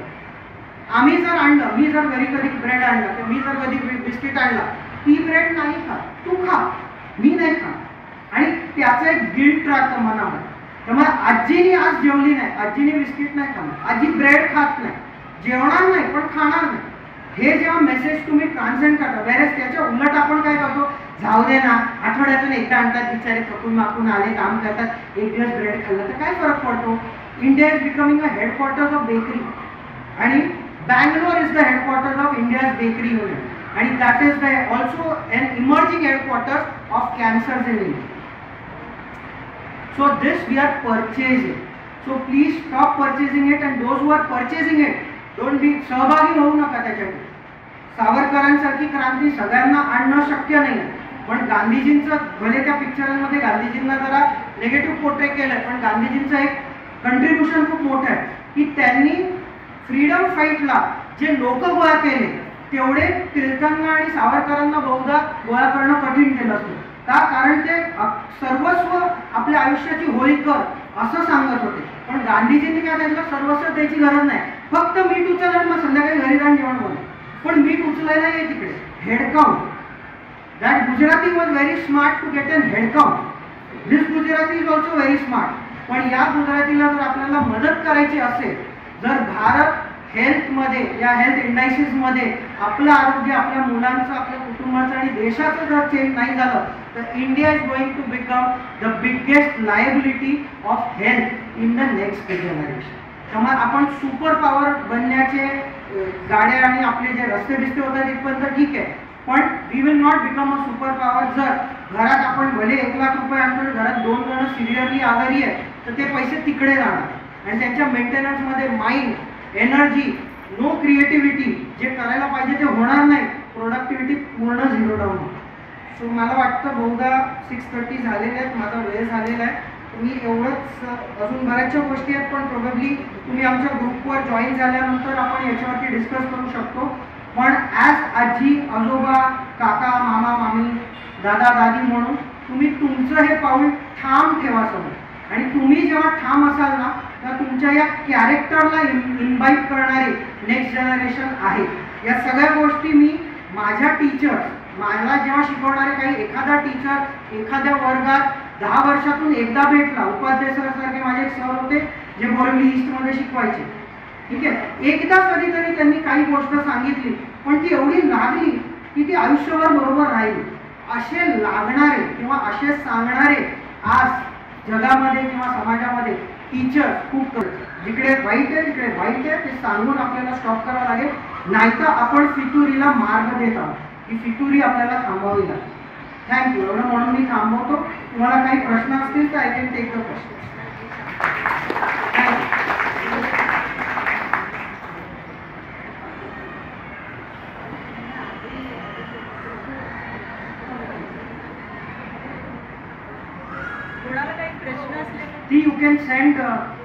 You can send a Nutrimeter once to them. I can. हो. साखर कमी खाऊ नका म्हणाले. कमी नाही, खाऊच नका. हां, साखरेच्या ऐवजी गुळ वापरणं, ऑर्गॅनिक गुळ वापरणं. बरं, आता हे अजून एक इंटरेस्टिंग ॲस्पेक्ट्स आहेत. खास करून हे होम किचन मधून आलेले असतात की साखर वाईट आणि गुळ चांगलं, ठीक आहे. सो याच्यामध्ये आपल्याला एक गोष्ट समजायला ही घ्यायची आहे की साखरेचं एंड प्रॉडक्ट काय बनणार आहे, ग्लुकोज. गुळाचं एंड प्रॉडक्ट काय बनेल, equally bad. In terms of biochemistry जे सायन्स आपल्याला शिकवतात, इक्वली बॅड. आता जे ब्रँडिंगवाले ते तुम्हाला काय सांगतात, साखर ही प्रोसेस्ड असते, हे अगदी बरोबर. नोवा क्लासिफिकेशन नावाचा एक प्रकार आहे क्लासिफिकेशनचा, की मी जर संत्र असं तोडून खाल्लं सोलून तर ते सर्वात जास्त न्यूट्रिशियस आहे आणि सर्वात कमी हानिकारक, ही ग्रेड 1 झाली. या संत्र्याला जर मी त्याचं फोडी काढल्या आणि सुकवल्या आणि त्याच्यावरती काही थोडं मीठ टाकून केलं तर मिनिमल प्रोसेसिंग थोडंसं घातक आहे, पण तरी त्यातल्या त्यात गुड टू डू. म्हणजे आपली आंबा पोहे म्हणा, संत्र्याच्या वड्या म्हणा, good to do, not a problem. तिसरा पार्ट आहे प्रोसेसिंग किंवा अल्ट्रा प्रोसेसिंग, ज्याच्यामध्ये त्या संत्र्याचा आपण एक्स्ट्रॅक्ट काढतो, त्याचे जे ते दाणे असतात ते काढतात, ते आपण एका खास पेयामध्ये घालतो. ते पेय पिल्यानंतर अगदी तशीच टेस्ट येते आपल्याला, आणि ते आपण पेय जे मॅन्युफॅक्चर केलं 6 महिन्यापूर्वी, हे सगळं काल बनवून इकडे मिळत नाही आपल्याला. आई आज पोया बनवते, त्या उद्या मुलांना खायच्या नसतात. पण ही जी बिस्किट आणि पेय आपण पितो ते 3 ते 4 महिने जुनं असतं, आणि ते 3 ते 4 महिने जुनं महागडं पेय आपण पितो आणि ते आपल्याला आवडतं का, तर त्याचं पण एक सायंटिफिक कारण आहे. त्याच्यामध्ये न्यूरो ट्रान्समिटर्स असतात. तुम्ही जर कधी चायनीज गोष्टी खाल्ल्या तर त्यात मोनोसोडियम ग्लुटामेट नावाचा पदार्थ घातला जातो.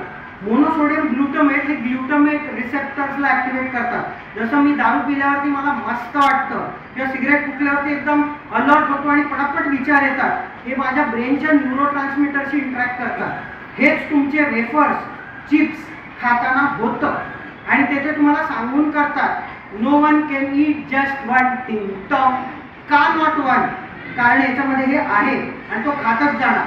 त्याची पोरं नाही खात, आपली पोरं खातात. ते आपल्या पोरांना आपल्याला सांगावं लागतं. आपण जर त्यांना सांगणार असेल की गाडीवरचं खाऊ नको आणि हे खाल्लंच तर चालेल, कारण हा एक मोठा पुन्हा महिलांमध्ये काय म्हणतात मिसअंडरस्टँडिंग आहे की पॅकेज फूड हे हायजिनिक आहे, खरं आहे, पण ते हेल्दी नाही आहे. हायजिनिक आणि हेल्दीमध्ये जमीन आसमानचा फरक आहे. या उलट जर मी रस्त्यावरच्या गाडीवरती जर वडापाव खाल्ला आणि आजारी पडलो तर मी पुन्हा खाणार नाही, हे करेक्टिव्ह मेजर. दुसरं, आजारी नाही पडलो तर ते एखाद्या वेळी हायजिनिक नसेल पण ते हेल्दी असू शकतं, कारण त्यात बटाटाच गेलाय, त्यात फोडणीच केली, त्यामुळे तेच इन्ग्रेडियंट गेले, चीप क्वालिटीचे गेले, पण काहीतरी गेले. ह्याच्यापेक्षा ते तर एकदमच बटतं. आणि coming back to your question, की मग हे जे पॅकेज जे येतात ते अल्टिमेटली तुम्हाला गरज देणार, त्यामुळे both will spike your sugar. Immaterial of that, both are equally bad. पण one is processed, one is not processed. Not processed त्यातल्या त्यात बरं आहे. आणि याच्यामध्ये मला अजून एक मांडायचं हे आहे की शुगर, कधी आपण न्यूट्रिशनचा अभ्यास करताना साखर या गोष्टीचं कधी ऐकलंय का?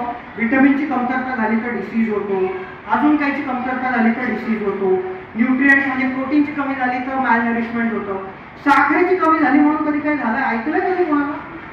It is an unessential component of food. It is not even required. Body will produce it as and when required. बॉडीला जितकं ग्लुकोज हवं आहे ती बनवून घे. फ्रॉम फॅट्स पण साखर बनवता येते, प्रोटीन्समधून पण साखर बनवता येते आणि कॉम्प्लेक्स कार्बोहायड्रेटमधून पण बनवता येते. साखर खायची गरजच नाही.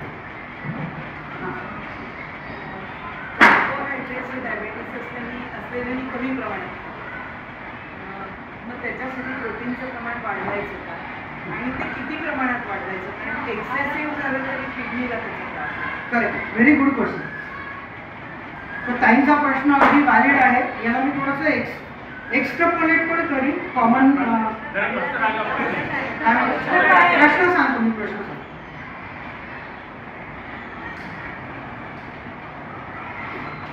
तर त्या म्हणाल्या की ज्यांना डायबिटीज आहे त्यांनी कार्बोहायड्रेटचं प्रमाण कमी करायचं, साखरेचं प्रमाण कमी करायचं. याचा अर्थ प्रोटीन किंवा फॅट किंवा बाकीच्या गोष्टींचं प्रमाण वाढवायचं. पुढचे दोन किंवा मी लावले त्यांनी फक्त प्रोटीन पर्यंत विचार. आता हा अगदी कॉमन प्रश्न की मग आपण बाकीच्या गोष्टी वाढवायच्या. हे 4th स्टँडर्डच्या सायन्स 2च्या टेक्स्टबुकमध्ये बालभारतीमध्ये दिले. काय म्हणतात? Balance diet. तुम्ही जर कार्बोहायड्रेटचं प्रमाण इतक्या पर्सेंटनी कमी केलं म्हणून मी प्रोटीन वाढवलं केलं तरी प्रॉब्लेमॅटिक आहे. तुम्हाला डाएट हे बॅलन्स्डमध्येच द्यायचं आणि याचं उत्तर अतिशय सोपं आहे. जे काही फ्रेश आहे, मेथीची भाजी घेतली, पालकाची भाजी घेतली, काही फळं घेतली, भोपळा घेतला, याच्यामध्ये 68% बाय वेट पाणी असणार आहे. याच्यामध्ये कार्बोहायड्रेट कंटेंट 50% ऑटोमॅटिक असणार आहे. याच्यामध्ये प्रोटीन कंटेंट 12% ते 20% ऑटोमॅटिक असणार आहे. मला काही ॲडजस्टमेंट करायची गरज नाही. ती भाजी फक्त छान टेस्टी, छान पद्धतीने बनवून आपल्या नेक्स्ट जनरेशनला ती खाऊ घालणं आणि ती बनवता येणं त्यांना. आज माझ्या लॅबमध्ये जेवढ्या मुली काम करतात त्यांच्यातले एकालाही जेवण बनवता येते आणि जेवण बनवण्याची इच्छा है. मैं रख लूंगी ना सर, मैं किसी 2 लोगों को रख लूंगी. वो जिसको रखेगी वो तुम्हारी हेल्थ की काळजी नहीं लेगी, क्योंकि मेरी माँ, मेरी दादी मेरी काळजी लेती है, इसीलिए मेरा हेल्थ ठीक है. त्यामुळे always eat which is as natural as possible. ते तुम्हाला बॅलन्स डाएटच्या ऑटो फॉर्मॅटमध्ये मिळेल. आता दुसरा प्रश्न, ज्याच्यामध्ये तुम्हाला पुढचा आजार आहे तर तुम्हाला काही आजार असतील तर माल नरिशमेंट सेट होते. याचा अर्थ नेक्स्ट एक एक्झाम्पल ऑफ डायबिटीज होतो.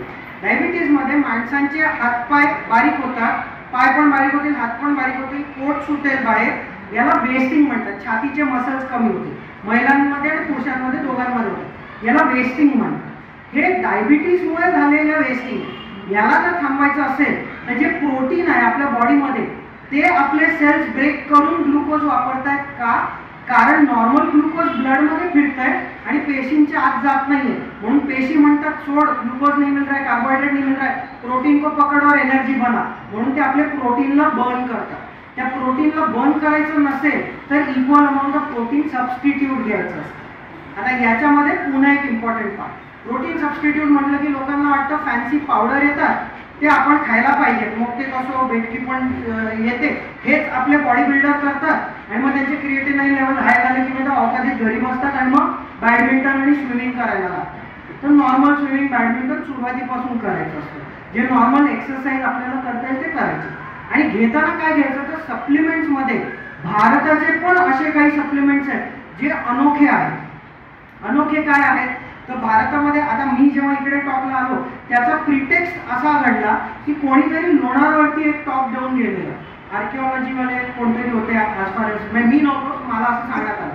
आणि तिथे त्यांनी लोणार तळ्यामध्ये स्पायरुलिना असतो हे ऐकलेलं आणि मी स्पायरुलिनावर काम करतो म्हणून मला माझ्याशी संपर्क करण्यात आला.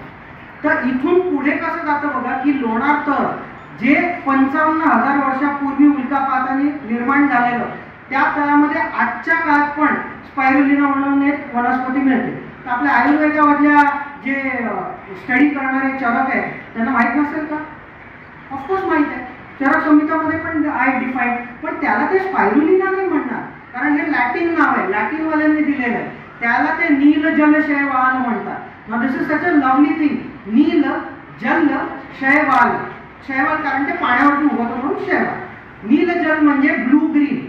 आणि आजच्या modern Whittaker system of classification जे आपण म्हणतो, जे सगळे बायोलॉजीमध्ये अभ्यास करतात, ते त्याला काय म्हणतात? Blue green algae, which is a bacteria. आपण त्याला म्हणताना शेवाळ म्हणतो, अल्गे म्हणतो, कारण ते दिसायला तसं दिसतं.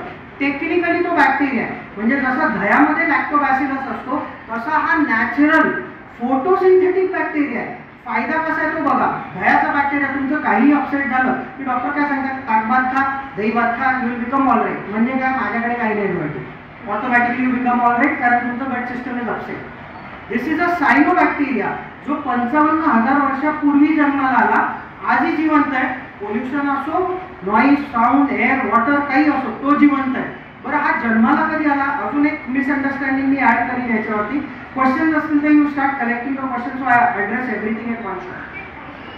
तर अजून एक इश्यू काय, लोक बरेचसे एनजीओ मी पाहिले, जे मी पूर्वीच्या एनजीओ मध्ये काम केलं तिथे हे पाहिलं, पर्यावरण बचाव, पौधे लगा. अरे पौधे लगा, पौधों से पर्यावरण का इम्पैक्ट कितना है सिग्निफिकंट है, 40% है, बट 100% नहीं. पर्यावरण मध्ये पृथ्वीचं निर्माण 4 बिलियन इयर्स अगो झालं. पृथ्वीवरती मिथेन, वॉटर, अमोनिया आणि हायड्रोजन एवढेच गॅसेस होते. ठीक आहे, प्रोटीन नव्हतं, काही नव्हतं.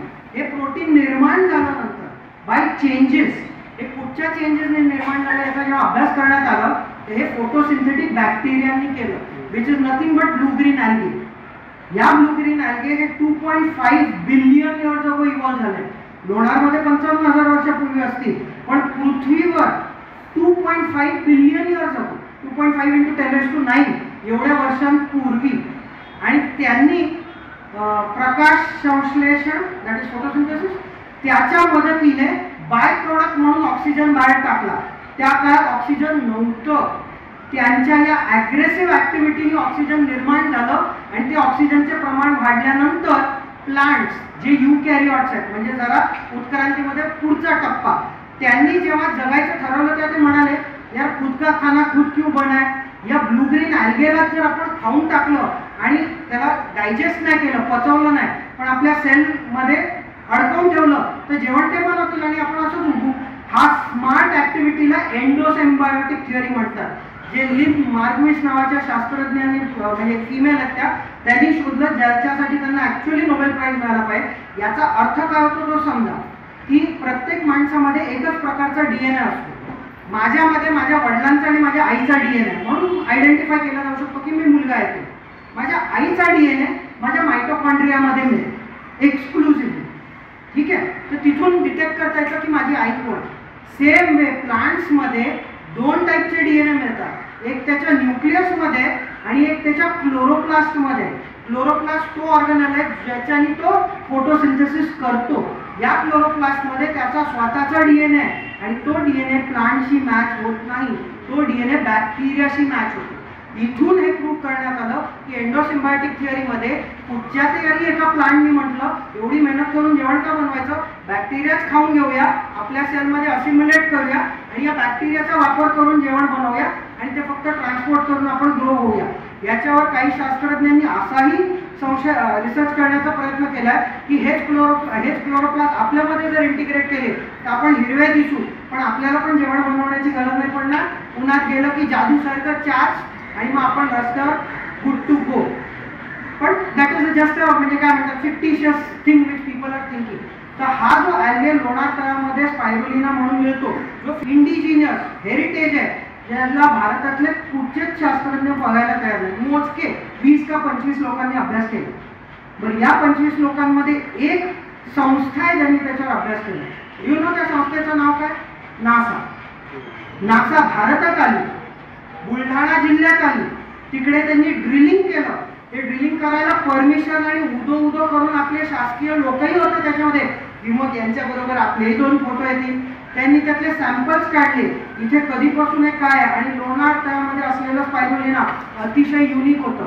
त्याचे सॅम्पल्स घेतले, ते पुन्हा बेथिस्टाला गेले अमेरिकेमध्ये, तिथे कल्चर सेंटर एस्टॅब्लिश केलं, तिकडे ग्रो केलं आणि त्यांच्याकडे पान शेतीचा हा प्रयोग तिथे सगळीकडे सविस्तर केला. आणि ॲस्ट्रॉनॉट जेव्हा स्पेसमध्ये जातात त्यांना स्पेस फूड म्हणून जे दिलं जातं ही वनस्पती आपल्याला माहीतच आहे.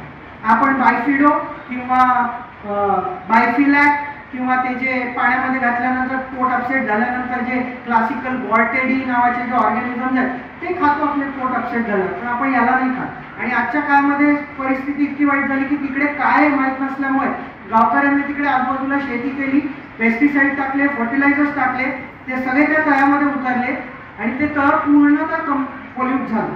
त्याच्यामध्ये आता स्पायरुलिना प्युअर राहिलं नाही, बरेच वनस्पती उगवतात, त्यामुळे ते एडिबल नाही राहिलं.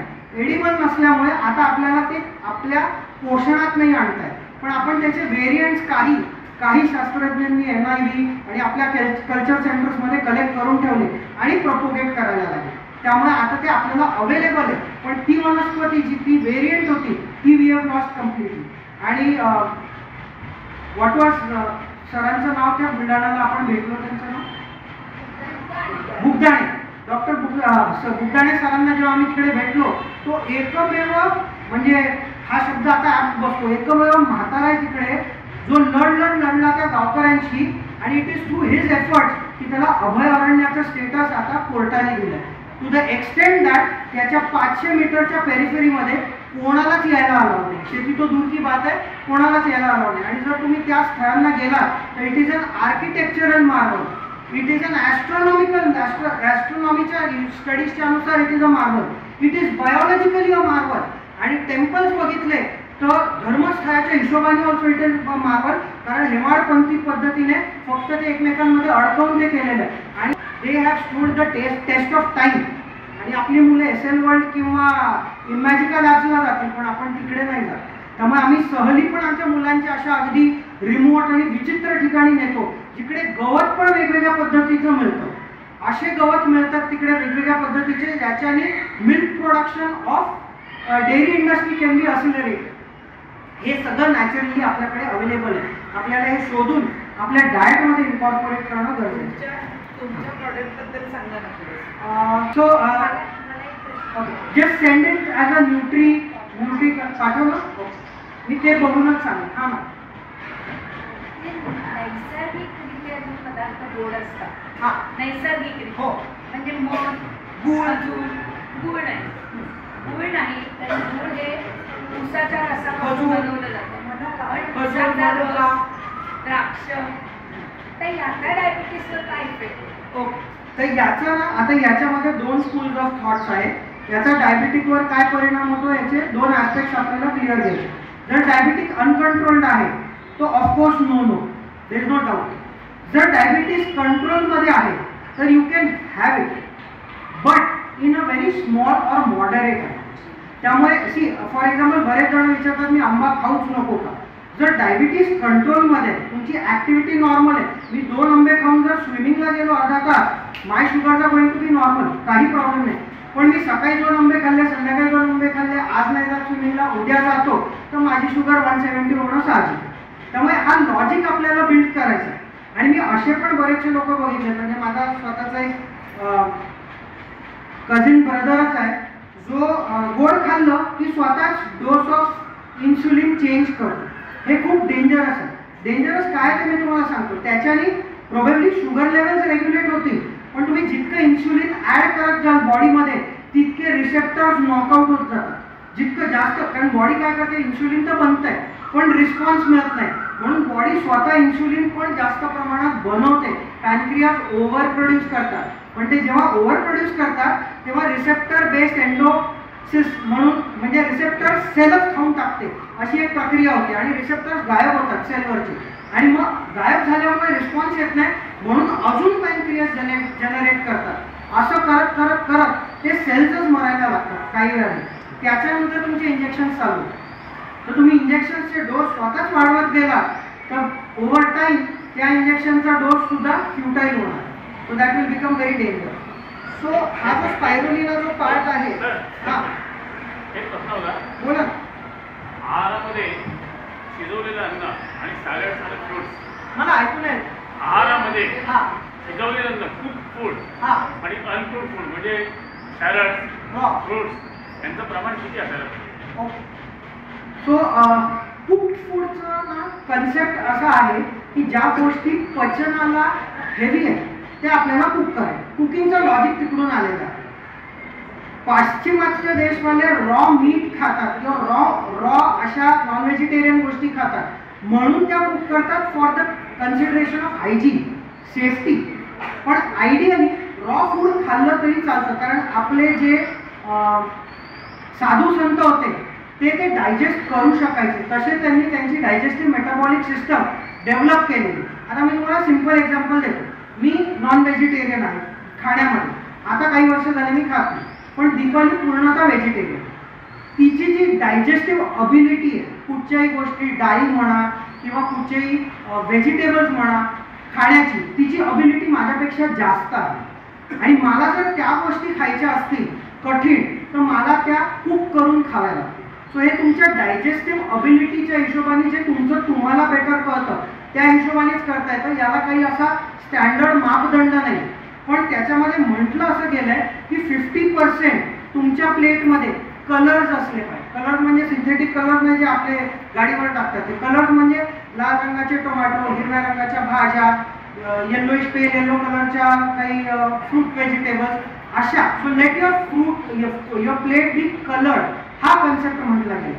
आणि त्याच्यामध्ये ज्याला रॉ पचतं तो रॉ खाऊ शकतो.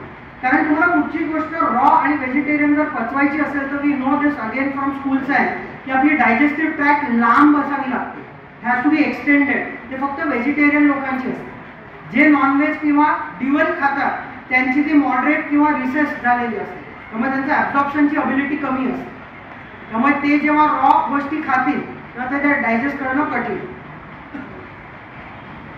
आपल्याला सांगितलं जातं हा ओमेगा फॅट, ओमेगा फॅटी असते ते तुमच्या इमेजच्या जीवनात त्याचं किती काय महत्व आहे? हो. आणि सर तुमचा दादा तुमचा प्रश्न पण विचारा. हा माझा प्रश्न आहे डायबिटीस रिव्हर्स होतो का? ओके. तर असं म्हणतात की सध्या काय की रात्रीची अशी फळं खाऊ नये, तर स्वतःचं काय मत आहे? कोणी पेरू खातं, कोणी केळं खातं, डायबिटीस वाला काय म्हणतो की पिवळं केळं द्यायचं, त्याला तुमचं काय मत आहे वैयक्तिक? बरं, तर मी तुमच्या दोघांचे क्वेश्चन्स क्लब करीन एकत्र आणि त्यांचा ओमेगा फॅटी ॲसिड्सचा प्रश्न आधी पहिला आहे. सो ओमेगा फॅटी ॲसिड्स अतिशय इसेन्शियल असतात. जसे आपण ओल्ड होतो ना तसं आपलं डायजेस्टिव्ह अबिलिटी कमी होते, ॲब्झॉर्प्शनची अबिलिटी कमी होते. त्यामुळे एक जनरल ट्रेंड आम्ही हाही पाहिला आहे वृद्ध लोकांमध्ये की आपल्याला ते पुरेसं मिळत नाही, हे कळतं त्यांना, म्हणून ते व्हॉल्यूम वाढवतात खाण्याचा. पण ते पुन्हा प्रॉब्लेमॅटिक होतं का? कारण त्याच्याने लोड दादा बसा तुम्ही डायजेस्टिव्ह आणि रिनलवरती त्याचा आपला लोड येतो. त्यामुळे सप्लिमेंट्स किंवा अशा गोष्टी स्पायरुलिना सारख्या गोष्टी आपल्याला मदत कार्य करू शकतात, त्याच्यामध्ये हेल्पफुल ठरतात. त्यामुळे ते करणं गरजेचं आणि त्याचा ड्रास्टिक म्हणजे इम्पॉर्टंट इफेक्ट आहे. पण DHA हे जर सिंथेटिकली बाहेर एक्स्ट्रॅक्ट केलंय तर it is nothing but a drug. एक थंब रूल अजून एक समजून घ्या.